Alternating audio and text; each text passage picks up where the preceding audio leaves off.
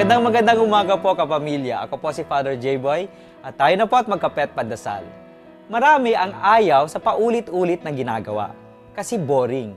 Dapat palaging bago para hindi nakakasawa. Sa palagay natin, ang anumang inuulit ay nawawala ng saysay. Mekanikal na lamang itong ginagawa kasi nakasanayan na natin tulad ng pagrorosaryo o ang pagtatrabaho lalong-lalo na sa mga paggawaan.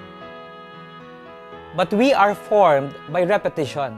Nagkakaroon ng hubog ang ating pagkatao dahil sa mga paulit-ulit nating ginagawa. Paano mo natututuhan ang isang laro? Sa paulit-ulit na paglalaro. Paano ka magiging magaling kumanta? Sa paulit-ulit na pag-awit sa harap ng videoke. Paano ka magiging tapat sa iyong minamahal? Sa paulit-ulit ninyong pag-date o pagsasama. Paano lalalim ang iyong pagmamahal sa Diyos? Sa paulit-ulit na pagdarasal, tulad ng pagrorosaryo. Sa bawat ulit, nalalaman natin ang buhay ni Kristo.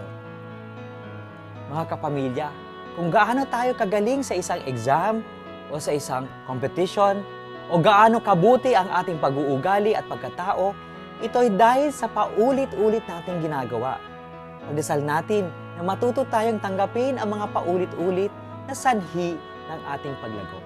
Magandang umaga po.